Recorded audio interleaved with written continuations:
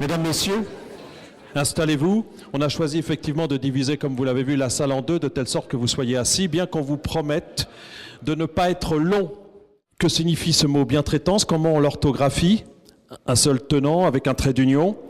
Et puis, n'est-ce pas un mot nouveau? Un mot de plus, un mot à la mode, un mot qui voudrait dire civisme, civilité, citoyenneté, ou encore éducation, respect de l'autre. N'est-il pas tout bonnement synonyme de bienveillance, tolérance, humanité? Et pourquoi tout d'un coup surgit cette association, Action Bientraitance? Y a-t-il une urgence sociétale à ce point qu'il faille en parler ce soir? Et ses membres, qui sont-ils? Que font-ils? Voilà un petit peu les questionnements que vous avez peut-être, que j'ai eu moi, en ce qui concernait cette association, dont je suis le vice-président et dont Edwige Monod est la présidente. C'est précisément pour lever toute cette interrogation que nous avons souhaité vous confier à cette soirée. Je voudrais quand même saluer la présence de Monsieur Senneville, qui est chargé de mission auprès de la mairie de Montpellier, auprès de Madame Hélène Mandroux, ainsi que Madame Claudine Troadec-Robert, vice-présidente de l'agglomération de Montpellier, conseillère municipale et vice-présidente de l'agglomération, déléguée au réseau OMS Ville Santé, auprès de Monsieur Jacques Touchon. Elle est également membre de la commission santé, handicap, accessibilité, gérontopole. Tous ces mots sont liés effectivement à l'association dont nous allons parler ici ce soir. Nous devions avoir Madame Pierrette Mienville, vice-présidente de l'agglomération, président délégué de la commission santé, handicap, accessibilité et gérontopole. Et elle t'a informé ce matin qu'elle était au grand regret. Nous avons poussé en lui disant si, il faut quand même venir, madame. Et elle ne peut vraiment pas, et donc elle vous prie de l'en excuser. Nous devrions terminer vers 2h à 3h du matin, puisque l'heure dépassée nous coûterait un peu plus cher. Que fait cette association, Edwige? C'est une association qui a, au niveau de son appellation entière, s'appelle Eglafem, association donc internationale pour faire un grand lien entre les associations et les fédérations qui luttent donc contre la maltraitance, donc pour une éducation contre la maltraitance. Mais Eglafem, au départ, elle a été installée, enfin elle a été créée en l'an 2000, donc par moi, effectivement, à ce moment-là, pour répondre à une exigence de l'aide sociale à l'enfance, pour réfléchir à une idée d'accompagnement. Moi, mon idée, c'était de valider que l'on puisse accueillir des femmes avec toute la fratrie. Puisque lorsqu'il y a des violences conjugales, lorsqu'à un moment donné, un divorce, une séparation, des quiproquos, c'est jamais une personne qui a raison et l'autre tort. Donc, l'action bientraitance, moi, ça fait 30 ans maintenant que je fais partie du secteur social. J'ai travaillé avec des enfants. J'ai même commencé en pouponnière médicale. Donc, vous imaginez, la première expérience que j'ai eue, ça a été de m'occuper de petits bouts de choux qui étaient soit tombés de la table à langer, soit qui avaient reçu, pour ceux qui avaient été maltraités, des cigarettes qui avaient été brûlées, ou effectivement des enfants qui étaient nés trisomie 21 ou trisomie 18, et puis que c'était compliqué pour les familles effectivement de faire un suivi. Bon, c'était il y a, comme je vous dis, presque 30 ans.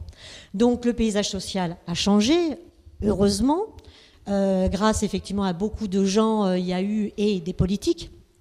Il y a eu un certain nombre de lois qui ont été promulguées, des décrets qui sont effectifs aujourd'hui. Alors maintenant, on parle de bientraitance. Quand on fait partie du secteur social depuis aussi longtemps que moi, pour avoir fait un peu le tour, on en a parlé. Donc Marcel mentionne qui avait été un des éléphants du secteur social, puisqu'il a eu cette intelligence donc de monter l'association des sans-abri à son époque. Et puis responsable de la banque alimentaire également. Voilà, aussi de l'Hérault. Donc ces personnes-là m'ont aidé à réfléchir. L'idée de l'association, c'est de faire un portail unique. Donc on en vient, tu me parlais des actions. Les objectifs, effectivement. Tu proposes à d'autres associations quelque chose au travers de ta propre association, c'est cela ? Oui, tout à fait. Donc on va dire notre association, monsieur le vice-président. Je m'approprie rien, moi. Et c'est un portail d'information qui est extraordinaire. Vraiment, je vous le conseille, même pour vous. Action Bientraitance pourrait être, va être une plateforme unique pour relayer tout ce que font ces associations, c'est cela ? Tout à fait. C'est les aider à être dans un visuel plus important, puisque naturellement, eux, ils sont dans leur spécificité, dans leur singularité. Il y a besoin d'eux.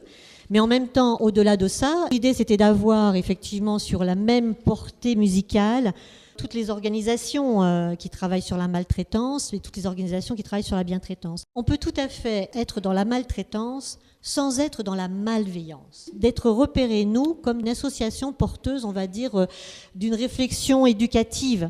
Parce que l'éducation de la bientraitance, pour nous, devrait être précoce. Vous allez avoir des livres, donc des gens qui ont témoigné de ce qu'elles ont vécu, de leur maltraitance, avoir le droit d'y mettre au moins une dizaine de pages pour que quand même les gens ne soient pas obligés d'aller l'acheter, c'est pas le but.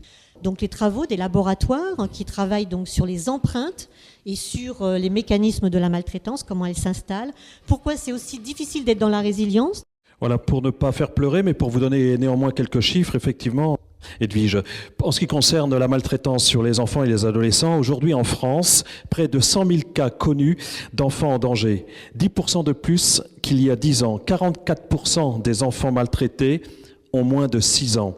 60% des cas de maltraitance sexuelle ont lieu dans la famille des victimes.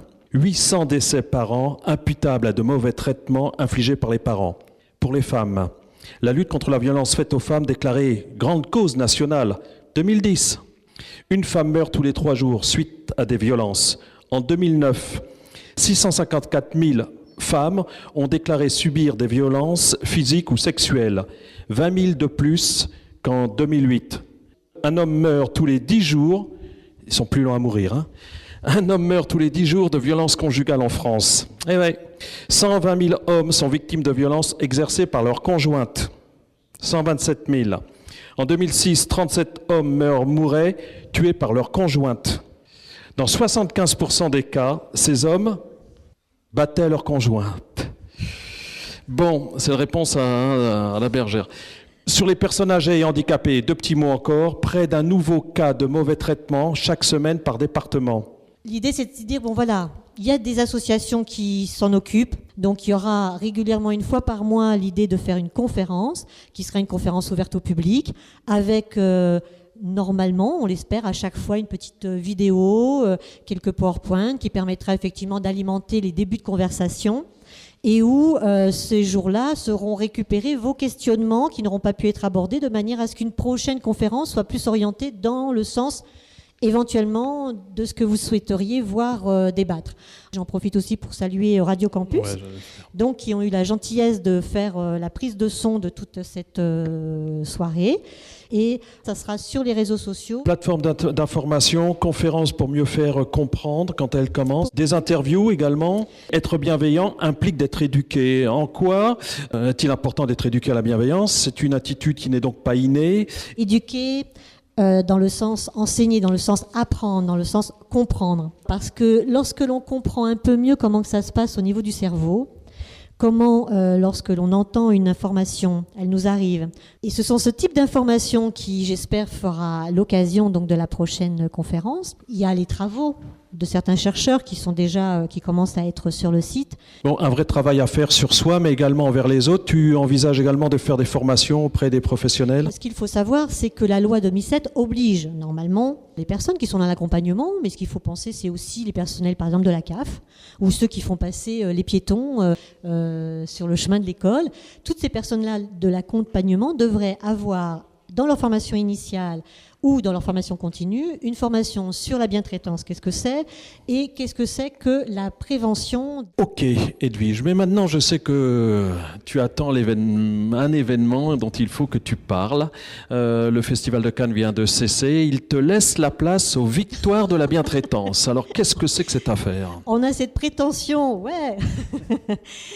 Donc l'idée, c'est une soirée où vous allez pouvoir voter, puisque donc il y aura les membres du jury qui voteront, comme nos festivals de Cannes, mais il y aura aussi le public qui votera. On récompensera des gens qui ont mis en action quelque chose qui soit de la bientraitance. Et il y a des choses qui vont bien, il y a des gens qui ont eu des expériences très sympathiques, qui fonctionnent, que ce soit dans les hôpitaux, que ce soit dans les services éducatifs. Après, sous quelle forme ça va être fait ? Est-ce qu'il y aura un tapis rouge ou oui, bien sûr, un tapis rouge, je veux le tapis rouge. Sachez-le, de toute façon, le site vit, www.action-du-6bientraitance.org.